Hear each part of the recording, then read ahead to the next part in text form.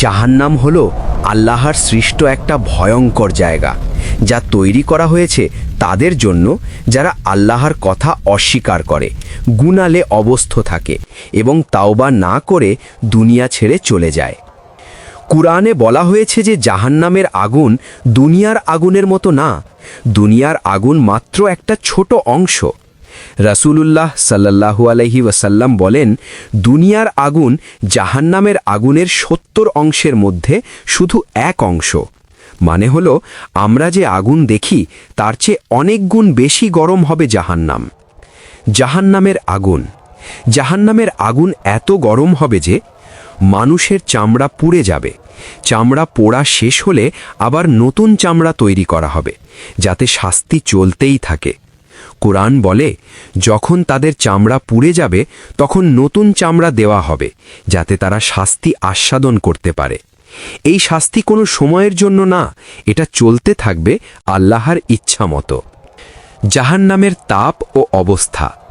জাহান্নাম শুধু আগুন না, এখানে থাকবে ঝড়ের মতো গরম বাতাস, ফুটন্ত পানি, ধোঁয়ায় ভরা আকাশ, কালো অন্ধকার। মানুষ সেখানে শান্তি পাবে না, ঘুম পাবে না, বিশ্রাম পাবে না। তারা চিন্তা করবে, ইয়া আল্লাহ, আমাদের বের করে দিন। কিন্তু তাদের বলা হবে, তোমরা দুনিয়াতে সত্য মেনে নাওনি। জাহান্নামের খাবার ও পানীয়। জাহান্নামের বাসিন্দাদের জন্য খাবার হবে জাক্কুম গাছ, একটা বিষাক্ত গাছ, যা খেতে গেলে পেটের ভিতরে আগুনের মতো জ্বলবে। পানি চাইলে দেওয়া হবে ফুটন্ত পানি, যা মুখের চামড়া পর্যন্ত গলে ফেলবে। তবু তারা খিদে ও পিপাসাতে আবার সেটা খাবে। শিকল ও বন্ধন।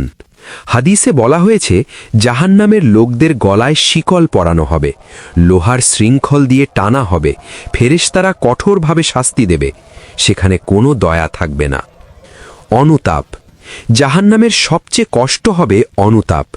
মানুষ বলবে, যদি আমরা দুনিয়াতে ফিরে যেতে পারতাম তাহলে ভালো কাজ করতাম, কিন্তু তখন আর ফিরে যাওয়া পসিবল হবে না। বন্ধু বন্ধুর থেকে পালাবে, বাবা ছেলেকে চিনবে না, সবাই নিজের বাঁচার চিন্তা করবে। গভীরতা। হাদিস অনুযায়ী একটা পাথর যদি জাহান্নামে ফেলা হয়, সেটা ৭০ বছর ধরে পড়েও নিচে পৌঁছাবে না। এটা বোঝায় জাহান্নাম অনেক বিশাল ও গভীর। কেন জাহান্নাম তৈরি? আল্লাহ জুলুম করেন না।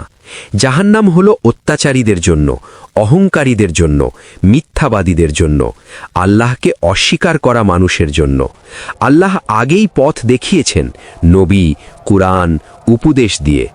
শেষ কথা, জাহান্নামের বর্ণনা শুধু ভয় দেওয়ার জন্য না, বরং মানুষ যেন সঠিক পথে ফিরে আসে। দুনিয়া হলো পরীক্ষার জায়গা, আখেরাত হলো ফল পাওয়ার জায়গা।